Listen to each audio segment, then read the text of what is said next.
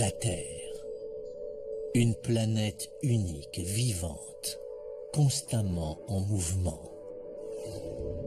Des continents qui dérivent et se déforment, des volcans qui entrent en éruption, des glaciers qui s'étendent et disparaissent. La Terre est depuis toujours un champ de bataille où s'affrontent des forces titanesques qui laissent derrière elles de mystérieuses traces géologiques.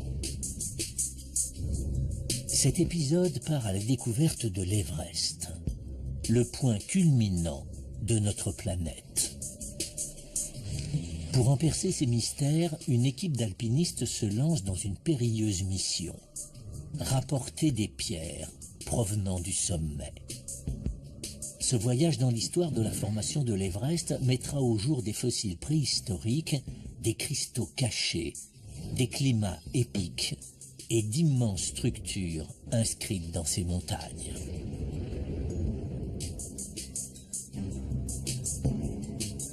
Chacun de ces éléments participe à sa manière à l'histoire de l'origine de la Terre.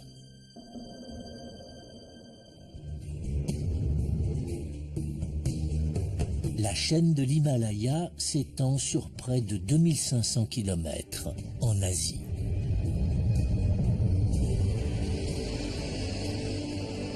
Elle abrite 14 des plus hautes montagnes du monde.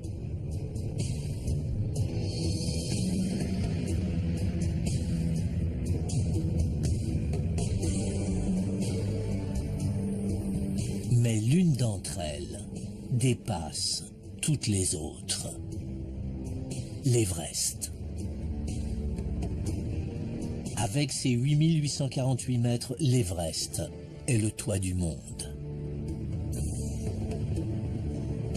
Pour tenter de comprendre la formation de cette immense montagne, les géologues ont besoin de preuves, d'échantillons de roches de l'Everest. Mais cette mission n'est pas sans risque, et les volontaires sont peu nombreux. Kenton Cool est l'un des meilleurs alpinistes de haute montagne du monde. Il a accepté de faire partie de cette mission géologique qui l'emmènera au sommet de l'Everest. Les géologues lui ont demandé de collecter 3 types d'échantillons. Un provenant du haut de l'Everest et 2 autres à de plus basses altitudes. Ces échantillons extrêmement rares fourniront à nos enquêteurs des informations de première importance. Kenton est arrivé au camp de base de l'Everest. Constitué de simples tentes dispersées sur un champ de cailloux, il se trouve à 5364 mètres au-dessus du niveau de la mer. Je suis en train de faire le tri dans les objets que je vais emporter là-haut. J'ai pris plein de sacs refermables. J'espère que les échantillons tiendront dedans.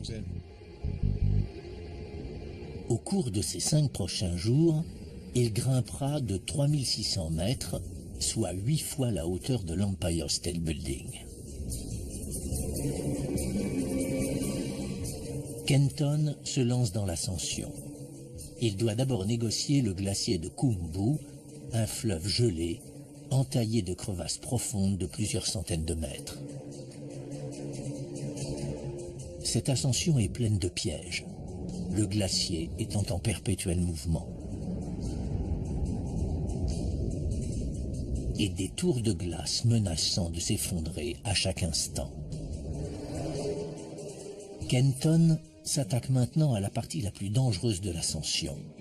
À 6400 mètres d'altitude, il est déjà plus haut que le mont McKinley. Devant lui, l'Everest n'est plus qu'un mur de glace. Le vent souffle à plus de 150 km/h et la température est tombée à moins 40 degrés.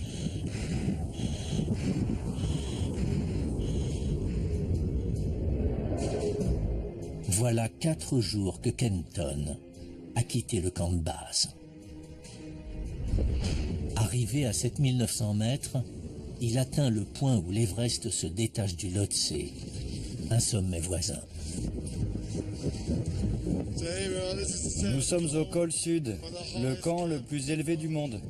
7950 mètres. On est si haut qu'il n'y a aucune vie ici.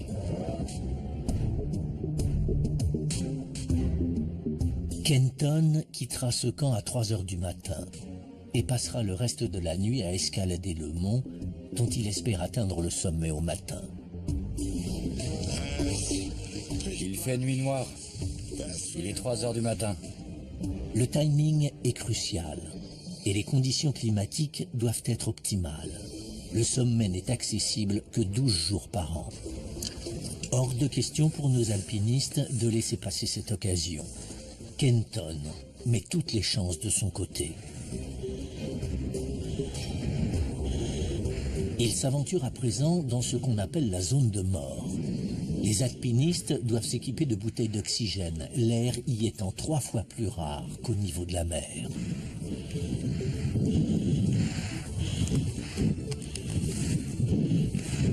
Une personne sur 10 trouve la mort en tentant d'escalader l'Everest. Et la plupart de ces décès ont lieu au cours de cette dernière étape. Encore un peu.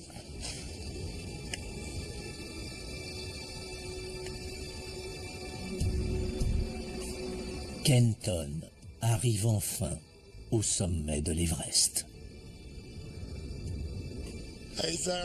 8850 mètres. Nous sommes les plus hauts du monde. Et voici le panorama qu'offre le toit du monde.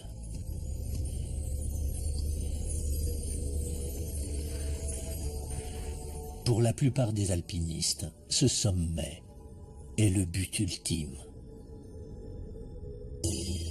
Mais la mission de Kenton ne fait que commencer. Il descend de quelques mètres afin de trouver un pan de roche à découvert. Son premier échantillon, du calcaire gris, une roche tendre et facile à casser. Voici à quoi ressemble la pierre la plus haute du monde. Encore 2 à prélever. Kenton reprend sa descente à la recherche d'un deuxième échantillon. Juste au-dessous du sommet, la roche prend une teinte différente. Les alpinistes l'ont surnommée la bande jaune du fait de sa couleur. Cette roche n'a rien à voir avec celle du sommet. Elle est beaucoup plus dure et d'un jaune prononcé. Il s'agit là d'une couche de marbre.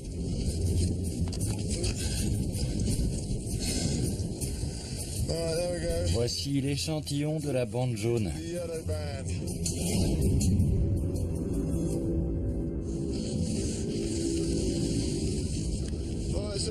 Nous sommes sur la bande jaune. On en a quelques morceaux. Ça n'a pas été facile. Et on va pas traîner ici. Il commence à neiger. Plus qu'un seul échantillon à prélever.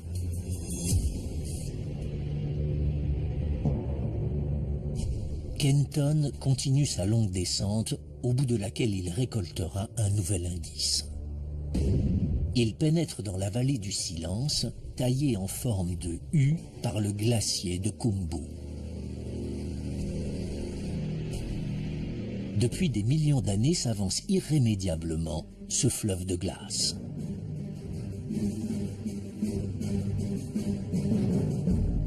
Au fur et à mesure, des pierres et des débris emprisonnés dans le glacier ont érodé la roche sous-jacente,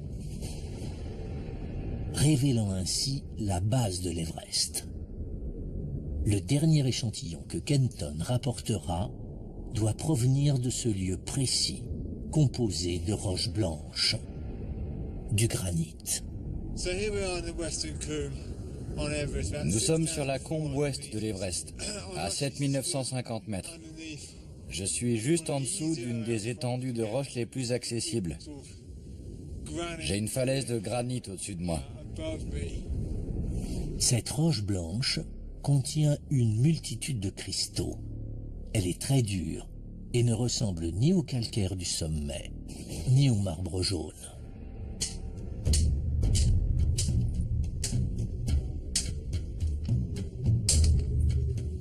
Eh bien, voilà un beau morceau de granit.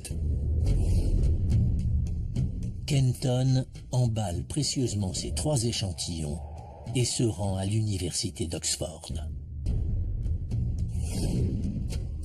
C'est ici qu'ils seront analysés par le plus grand spécialiste de l'Everest, Mike Searle. Mike, voici un bout de sommet. Il arrive tout droit du toit du monde. Cette pierre est une des plus précieuses de toute l'expédition. Géologiquement, elle vaut son pesant d'or. Celle-ci vient du sommet de l'Everest. La deuxième pierre provient de la bande jaune. Et encore plus bas se trouve une autre roche, le granit. On a presque tout l'Everest là. Tout à fait. L'Everest est principalement composé de ces 3 roches. Je vous assure que tous les efforts que vous avez déployés en valent vraiment la peine. J'espère. Nous allons maintenant étudier ce que ces pierres contiennent. La pierre du sommet est coupée en fines lamelles.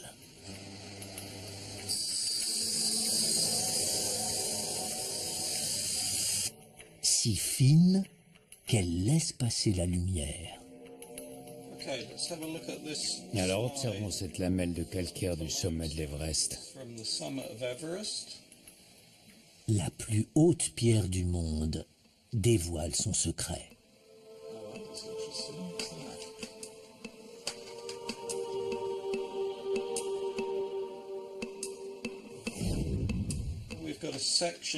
On a un morceau de tige de crinoïde. C'est un lys de mer. Grâce au registre fossile, il est possible de dater cette tige. Elle remonte à plus de 400 millions d'années. Ce lys de mer prouve que la roche du sommet de l'Everest s'est formée dans un environnement aquatique.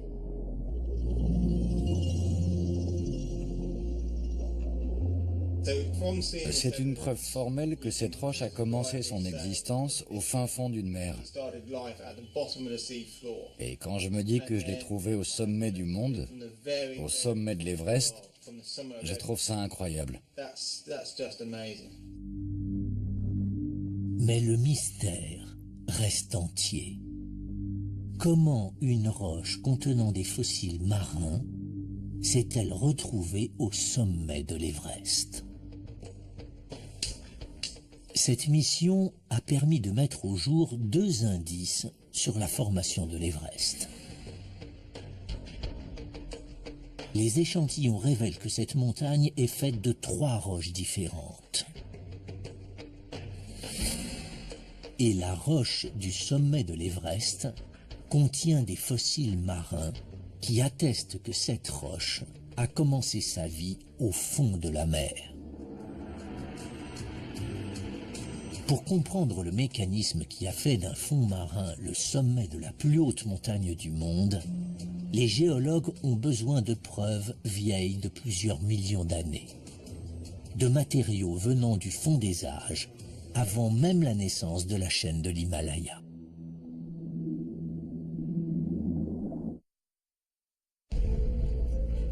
Il y a 400 millions d'années, aucune trace de l'Himalaya sur notre planète.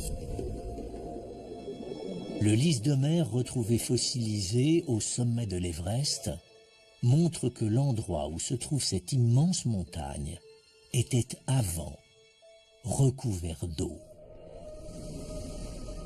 Pour définir s'il s'agissait d'une simple mer intérieure ou d'un vaste océan, le géologue Mike Searle part explorer l'Himalaya. Son enquête commence dans la rivière Garkola, qui prend sa source dans le Haut-Himalaya. Dans son lit se trouve un étrange indice. Cette pierre qui est dans ma main peut paraître assez banale et insignifiante. Ce n'est qu'un des nombreux galets de cette rivière, mais elle contient un indice déterminant sur la formation de l'Himalaya et l'évolution de ces roches.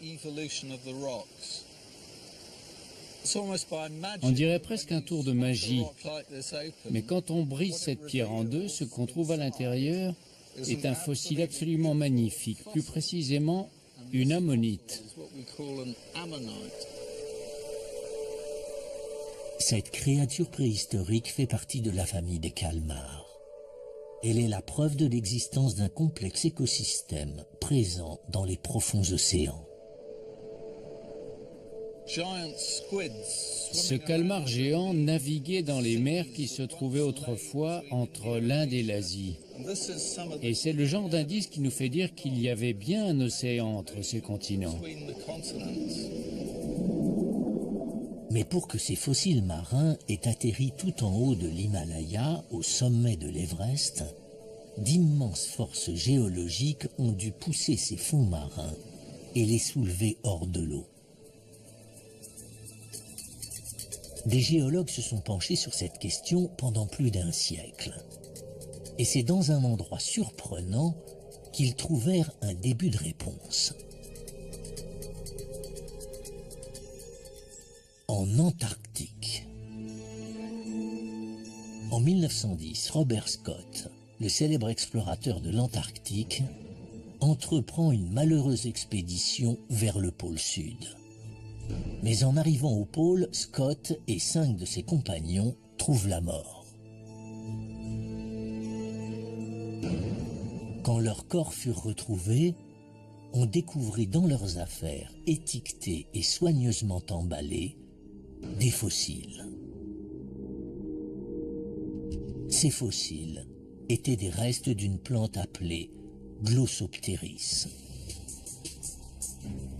Certains de ces spécimens sont conservés à la British Antarctic Survey.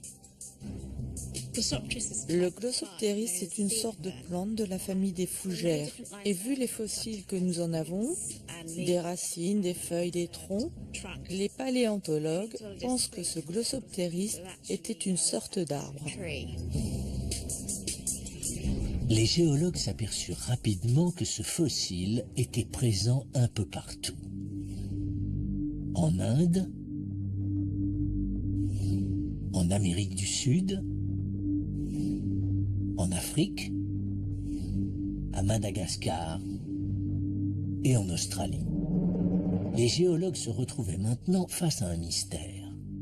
Comment cette espèce de plante avait-elle pu être disséminée sur des continents séparés les uns des autres par des milliers de kilomètres d'océan? Le Glossopteris est un fossile très important. Il est impossible que la dissémination de cette plante ait pu se faire par le vent ou par des oiseaux sur d'aussi vastes distances.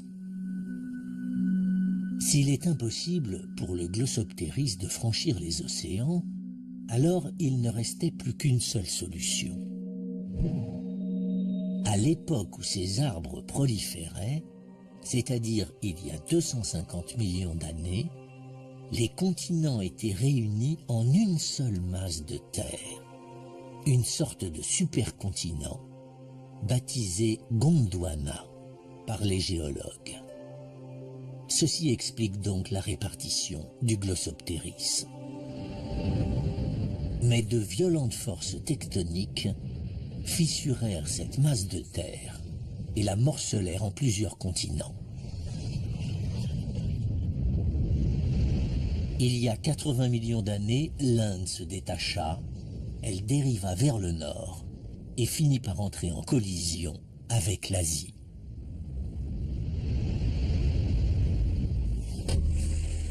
Les géologues partirent donc à la recherche de la date exacte de cette collision. Une fois de plus, ils se tournèrent vers les fossiles marins.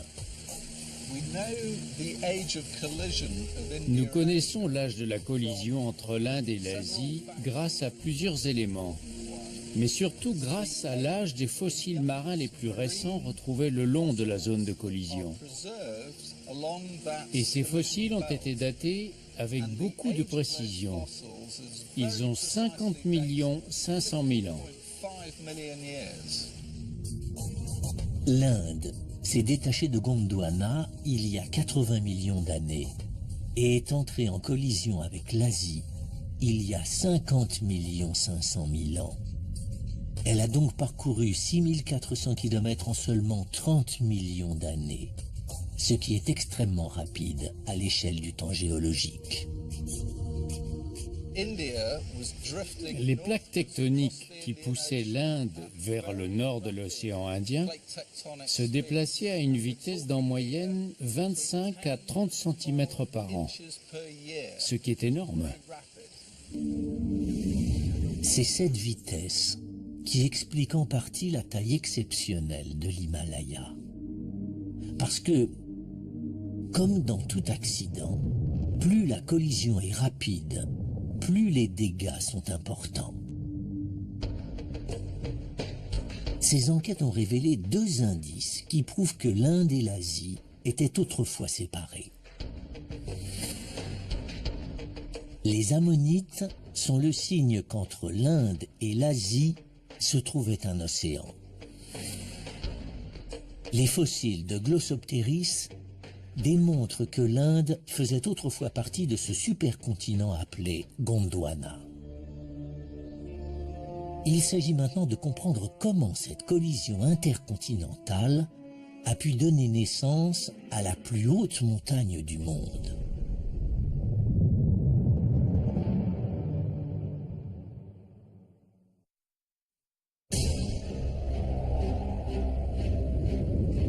La géologie tente de percer le mystère de la formation de l'Everest. Des géologues ont découvert qu'il y a 400 millions d'années s'étendait un vaste océan à l'endroit où s'élève aujourd'hui l'Himalaya. L'Inde faisait partie du Gondwana jusqu'à ce qu'il y a 80 millions d'années, de violentes forces tectoniques agitent la planète et fissurent ce supercontinent. L'Inde se mit à dériver vers le nord. Il y a 50 millions d'années, l'Inde entrait en collision avec l'Asie. Au cours des 30 millions d'années suivantes, ce carambolage intercontinental commença à dessiner la chaîne de montagnes la plus haute du monde. L'Himalaya porte encore aujourd'hui des traces de la première étape de ce processus. Et c'est du ciel qu'elles sont les plus visibles. Le haut Himalaya est quasiment inaccessible. Il suffit de regarder pour s'en rendre compte. C'est une mer de montagnes. Elles font toutes plus de 3600 mètres. Il y en a des centaines. Et aucun être humain ne réussira jamais à escalader la plupart d'entre elles. Un paradis pour les géologues. Les différentes formations se détachent les unes des autres. De grandes strates de roches apparaissent distinctement sur les flancs des montagnes. Tous ces plis que l'on voit ici sur le Dhaulagiri et le Tukuche datent du début de la formation de l'Himalaya. Quand l'Inde est entrée en collision avec l'Asie, la première chose qui s'est passée, c'est que la marge nord de l'Inde a commencé à se tordre et à se plier. Et c'est ce qui a donné ces énormes plis qui ornent les montagnes et qui sont véritablement impressionnants à voir.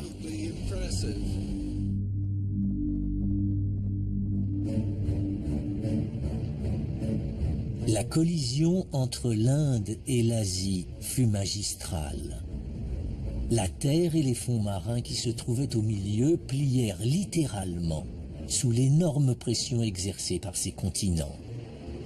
Mais ces plis ne sont qu'un élément de la réponse et n'expliquent pas à eux seuls l'immense taille de l'Himalaya. Searle reprend son investigation. Voici la récompense de tous nos efforts. Nous venons de passer 5 jours à marcher dans la jungle, dans la forêt, sous une pluie battante, et au bout, enfin, l'Himalaya. J'aime tellement ces montagnes. Regardez ces pics là-bas, ils sont absolument superbes. Searle se concentre sur une étrange et gigantesque cicatrice visible sur un flanc de montagne. Il s'agit d'une trace laissée par la deuxième et impressionnante phase de construction de l'Himalaya. J'ai fait un croquis de ce que nous avons en face de nous, avec le Dhaulagiri ici, et les immenses plis du Tout-Couché à droite. Et cette gigantesque faille que nous voyons très bien, qui suit la base du Dhaulagiri et descend jusqu'à la vallée de Kaligandaki tout en bas. Une faille est une fracture qui sépare deux blocs montagneux. La première étape dans le processus de formation de l'Himalaya a été le plissement de la roche. Mais il arrive un moment où la roche ne peut plus être pliée. Elle finit par se chevaucher. Et elle continue à avancer jusqu'à ce que ce chevauchement se déplace le long d'une faille très discrète. C'est exactement ce qui s'est passé partout dans l'Himalaya. Ces roches sont faites de plissements et de poussées.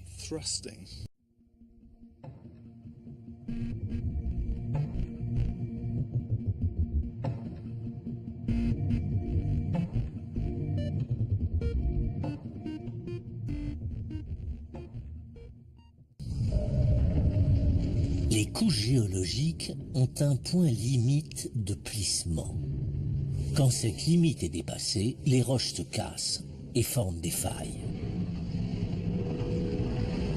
Ces failles finissent par superposer différents types de roches les uns sur les autres.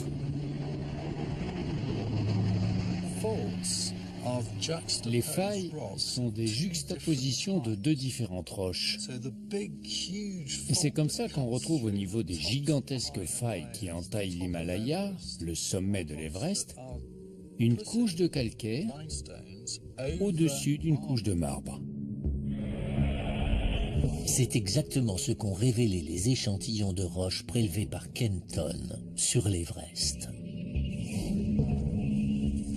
Le calcaire du sommet repose sur la bande jaune composée de marbre.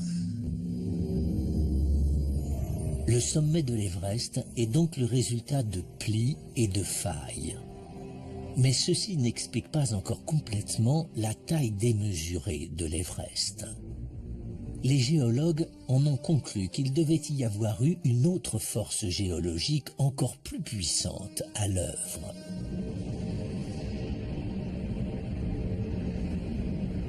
Pour trouver des traces de cette force, il faut chercher du côté de la rivière de Galemdi-Kola.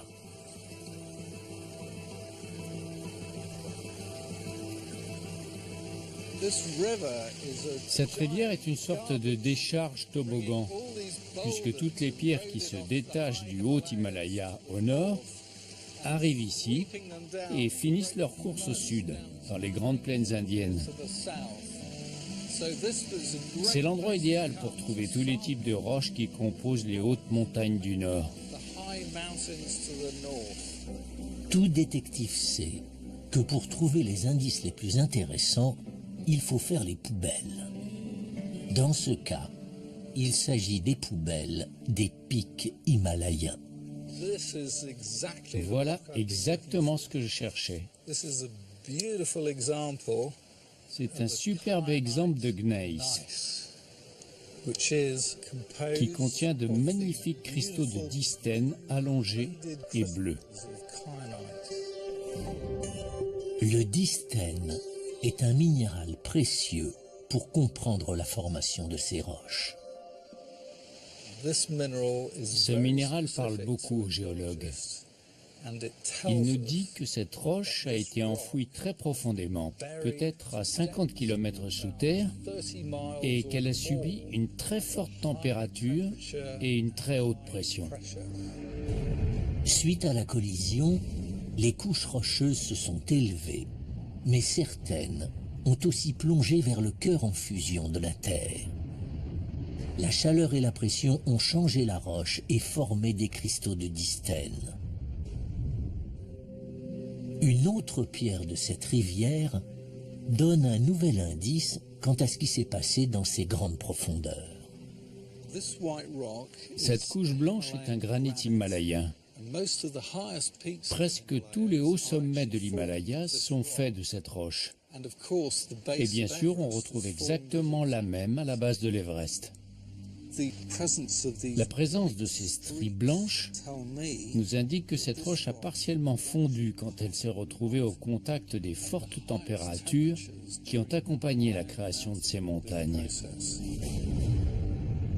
La masse rocheuse a plongé si profondément sous la surface de la Terre qu'elle a atteint l'incroyable température de 2200 degrés et s'est mise à fondre. Une fois fondue, il lui devenait possible de bouger et de couler. L'Himalaya pourrait être comparé à un tapis roulant qui prendrait les roches de la plaque indienne, les enfoncerait dans l'écorce terrestre, où la chaleur et la pression les modifieraient et en ferait du granit. Et ce système finirait par les faire remonter à la surface de la Terre, le long des pans de la faille. Il y a 20 millions d'années, cet étrange tapis roulant, ce magmatisme, marchait à plein régime. L'Inde continuant sa poussée vers le nord, une bande liquide de roches en fusion remontait vers la surface et formait, en refroidissant, une couche de granit. C'est ce qu'on appelle l'effet fer à repasser. Le granit est une roche magmatique. Elle se forme en faisant fondre une partie de la croûte terrestre. En général, elle soulève ensuite la croûte terrestre et forme des chaînes de montagnes, comme la Sierra Nevada ou le parc Yosemite par exemple. Mais ce n'est pas le cas pour l'Himalaya. Le granit coule presque à l'horizontale de là où il s'est formé, la partie sud du plateau tibétain, et il vient former les hauts sommets de l'Himalaya. Et c'est ce système de tapis roulant qui fait qu'aujourd'hui encore, l'Himalaya continue à grandir. Ces montagnes n'ont cessé d'être hissées à des proportions phénoménales. C'est ce processus unique qui est à l'origine de la taille impressionnante de l'Himalaya. La mission de Kenton Kool sur l'Everest a mis au jour une bande de granit étonnamment épaisse. C'est maintenant une certitude. La taille de l'Everest est bien due à l'effet fer à repasser. Les géologues qui s'intéressent à la formation de l'Everest ont découvert des plis et des failles, preuve d'un début de formation de relief classique, des stries blanches de granit qui indiquent que cette roche a fondu à plus de 2200 degrés et qu'un immense système de tapis roulant de magma a pris le relais. Mais l'Himalaya allait devenir un vrai champ de bataille géologique sur lequel forces destructrices et puissances climatiques s'affronteraient pour mettre en péril la hauteur de l'Everest.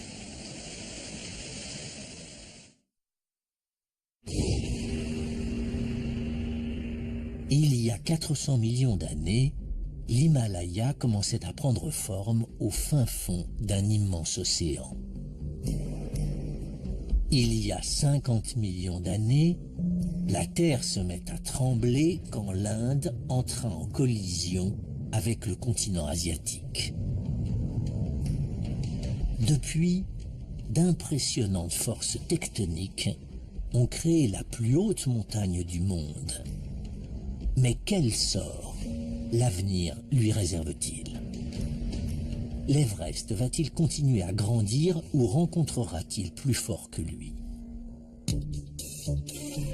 John Galetzka cherche à savoir si le processus qui permit à l'Everest de grandir est toujours en activité.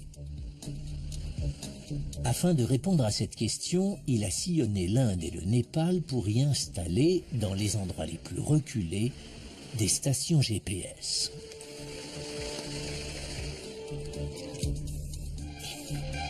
Voilà.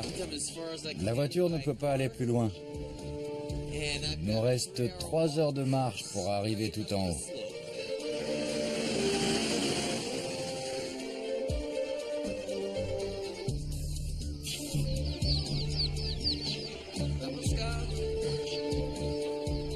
Les stations GPS fonctionnent comme n'importe quel GPS de voiture.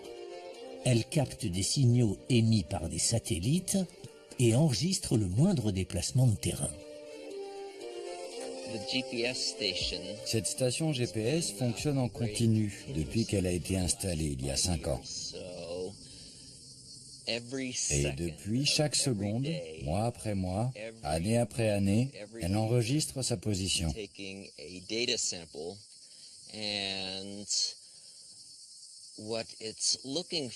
Ce qui nous intéresse, c'est de savoir si la station a changé de place, comment elle se déplace, à quelle vitesse elle se déplace, et même si cette vitesse évolue.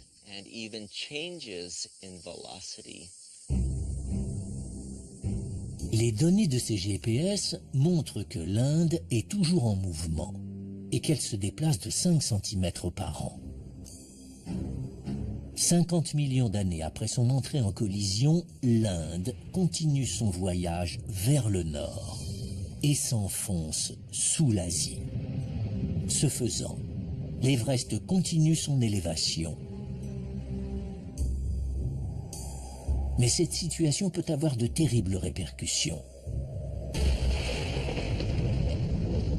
Des tremblements de terre. Ce qui se produit ici, dans cette partie de l'Himalaya népalais, c'est que la plaque tectonique indienne est en train d'emboutir l'Asie. Dans ce cas précis, c'est l'Inde qui est perdante. Elle s'enfonce sous l'Asie. Malheureusement, leur friction se retrouve bloquée. Et dans quelques centaines d'années, toute la pression qui se sera accumulée se relâchera en un immense tremblement de terre. L'Himalaya a déjà connu 15 tremblements de terre majeurs au cours de ces 100 dernières années. Le dernier en date s'est produit au Pakistan le 8 octobre 2005. Il ne restait plus qu'un champ de ruines.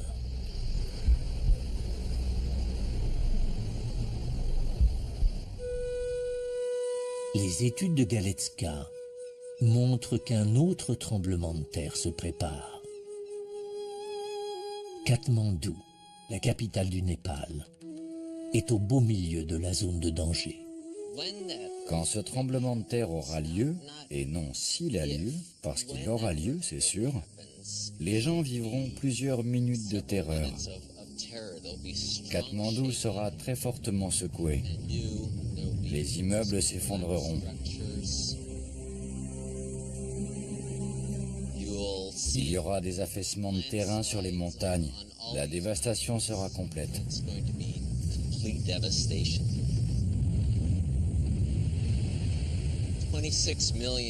Ce sont 36 millions de personnes qui habitent au Népal. 50 millions qui habitent le long de la chaîne de l'Himalaya et aucune ne sera épargnée.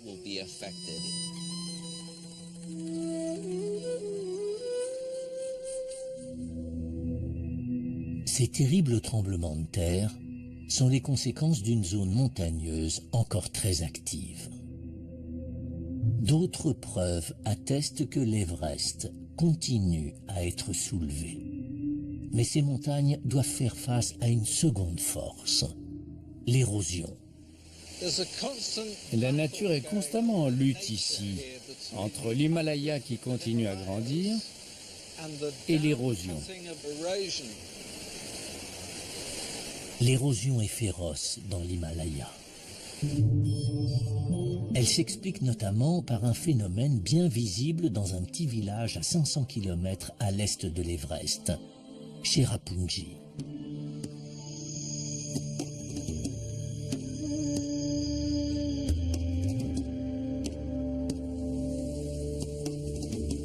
Voici l'endroit le plus humide de la Terre. Il tombe ici plus de 12 mètres de précipitations par an. L'humidité y est 12 fois plus importante qu'à Seattle. Ce phénomène porte un nom, la mousson.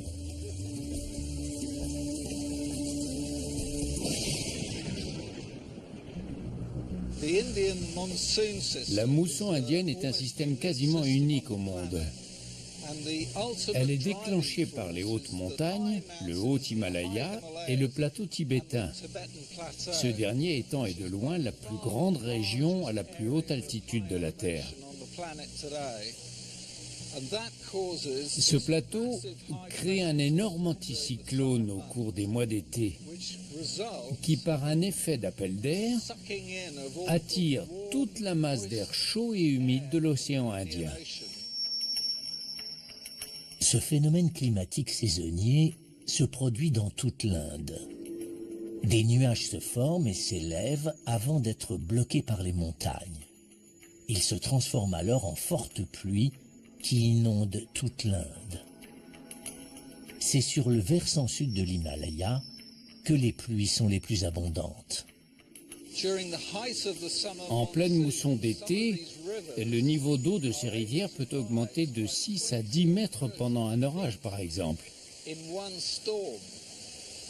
Et à l'endroit où je suis, l'eau arrive facilement à ce niveau.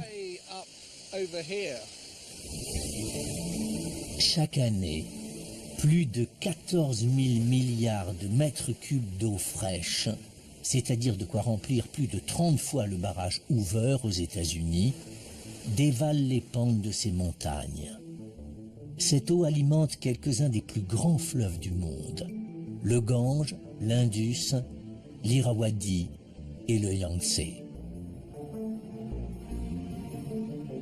L'Himalaya est le réservoir de l'Asie et fournit en eau 1/5 de la population mondiale.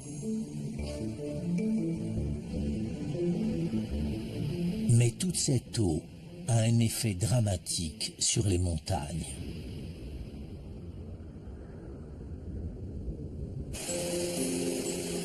Les fleuves et les rivières creusent de profondes vallées. Au sommet des montagnes, la pluie se transforme en neige et va grossir les glaciers qui entaillent les flancs. Toutes ces forces en œuvre chaque jour érodent les sommets himalayens.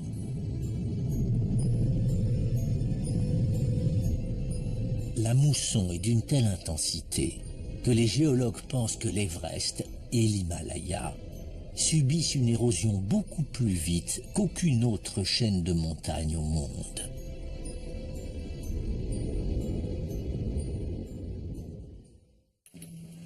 En 2004, est apparue une nouvelle technique extrêmement puissante qui permet de mesurer la vitesse d'érosion d'une montagne. Elle se sert des particules de haute énergie provenant de l'espace. En ce moment même, nous sommes bombardés de rayons cosmiques qui viennent du fin fond de la galaxie. Quand ces particules heurtent une surface rocheuse, se produit un changement chimique, un peu comme un coup de soleil cosmique. L'érosion provoquée par les rivières et les glaciers expose les surfaces rocheuses à ces rayons cosmiques. Et comme pour un coup de soleil, plus la roche est exposée, plus sa surface est abîmée. C'est en évaluant la dégradation provoquée par des rayons cosmiques que les géologues peuvent déterminer à quelle vitesse les fleuves et les glaciers érodent les montagnes. Cette science exige une infinie précision. Les concentrations que nous tentons de mesurer sont si infimes que cela équivaudrait à mettre une pincée de sel dans une piscine olympique et à essayer de trouver 1 ou 2 grains de sel. Après des années de recherche, Owen a découvert que la vitesse maximum d'érosion était de 2,7 cm par an, c'est-à-dire 6 fois plus rapide que pour les Rocheuses, et même plus rapide qu'aucun autre endroit au monde. Toutes les montagnes sont sujettes à l'érosion.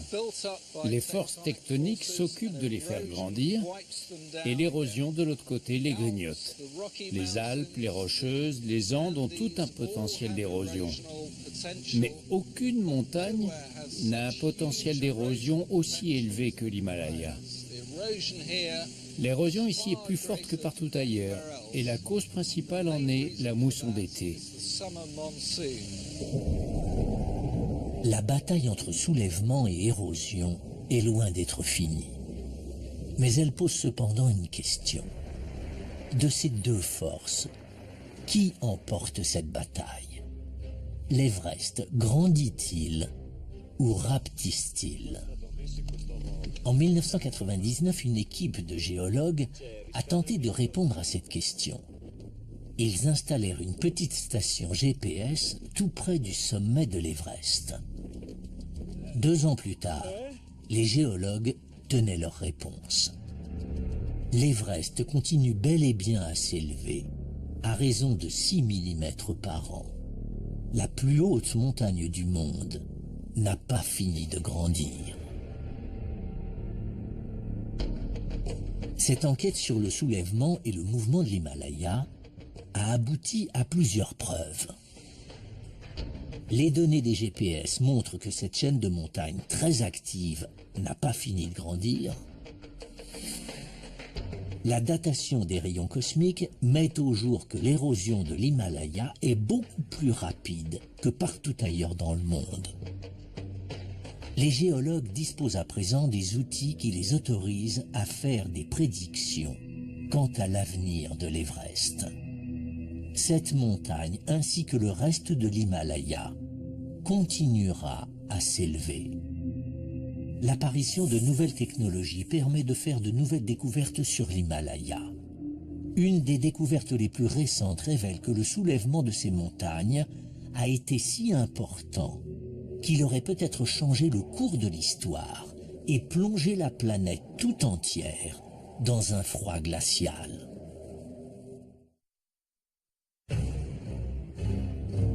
L'Everest, une histoire de 50 millions d'années. L'Himalaya est aujourd'hui la chaîne de montagnes la plus grande, la plus haute et la plus active de toute la planète. Les superlatifs ne manquent pas. La plus profonde des vallées qui plonge à plus de 6000 mètres. Le plus haut plateau, le plus long flanc de roches pures. Des centaines de sommets, parmi lesquels les plus hauts du monde, et dont la plupart n'ont pas encore reçu de nom. L'apparition de l'Himalaya a changé la face du monde au cours d'une impressionnante évolution qui a commencé au fond d'un océan et a fini par la chaîne de montagnes de tous les extrêmes, qui a elle-même donné naissance à un des systèmes météorologiques les plus importants au monde, la mousson, qui alimente en eau 1/5 de la population mondiale.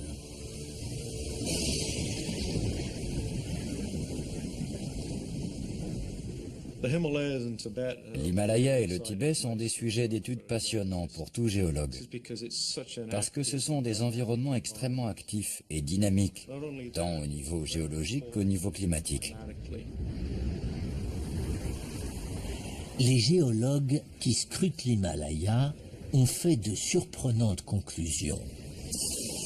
Des découvertes qui suggèrent que le soulèvement de cette chaîne de montagnes aurait pu avoir des répercussions sur la planète tout entière.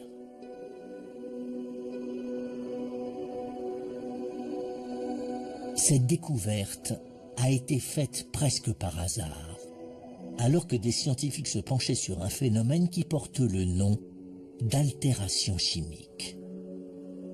Quand il pleut, le dioxyde de carbone présent dans l'atmosphère se dissout et acidifie la pluie. Cette pluie acide attaque les surfaces rocheuses. Cette altération chimique prélève le CO2 de l'atmosphère et l'emprisonne dans les roches. Les roches interagissent avec l'atmosphère. Elles retiennent le dioxyde de carbone, ce qui produit un effet de serre négatif, une sorte d'effet de glacière. Plus ce phénomène se produit, plus l'atmosphère se vide de son dioxyde de carbone, plus l'air se refroidit. Plus l'atmosphère contient de CO2, plus la température augmente. À l'inverse, moins il y a de CO2, plus la température baisse. Certains scientifiques ont fait une curieuse découverte. Les 20 derniers millions d'années qui virent l'impressionnant soulèvement de l'Himalaya coïncident avec une baisse graduelle de la température qui engendra la dernière ère glaciaire majeure.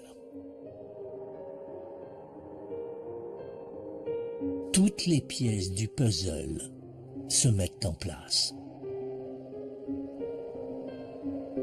En grandissant, l'Himalaya a joué le rôle d'une éponge géante et a absorbé d'énormes quantités de CO2 qui se trouvaient dans l'atmosphère.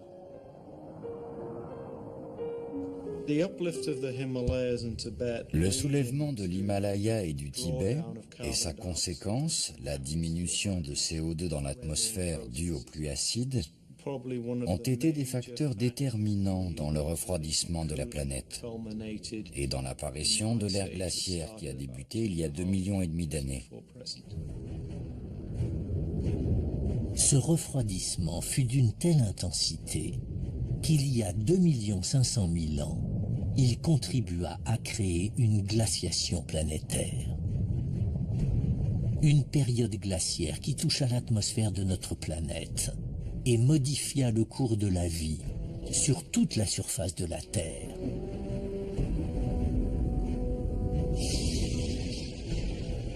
Tous les géologues s'accordent à dire que l'immense influence exercée par les montagnes de l'Himalaya n'est pas prête de s'arrêter, étant donné que ces dernières sont toujours en pleine croissance. L'Inde étant constamment en train de s'enfoncer sous l'Asie, le système de formation du relief est toujours en marche et de nouvelles montagnes vont s'élever. Dans 10 millions d'années, près de 500 km de terre auront disparu sous l'Asie et la chaîne de l'Himalaya aura encore grandi. Cette vaste étendue de sommets enneigés réserve encore quelques surprises aux géologues. Pour les géologues, c'est un vrai terrain de jeu, parce qu'il reste encore plein de régions vierges à explorer. L'Everest et l'Himalaya sont toujours l'objet de nombreuses recherches, et nul ne sait ce qu'elles nous réservent. Voilà ce que cet incroyable voyage géologique sur l'Everest a révélé. Des ammonites qui montrent que l'Inde et l'Asie étaient autrefois séparés par un vaste océan et que ces continents sont entrés en collision il y a 50 500 000 ans. Des failles et des plis qui racontent le début de la formation de cette montagne. Du granit qui explique que cette immense force qui a soulevé si haut l'Everest était une sorte de tapis roulant de magma en fusion. Des données GPS qui révèle que l'Himalaya est la chaîne de montagnes la plus active du monde et que l'Everest est encore en train de grandir. L'Everest domine de toute sa hauteur la Terre qui s'étale devant elle. Mais dans quelques millions d'années, se profilera peut-être une autre montagne géante qui pourrait bien l'éclipser. L'histoire de la Terre est loin d'être finie.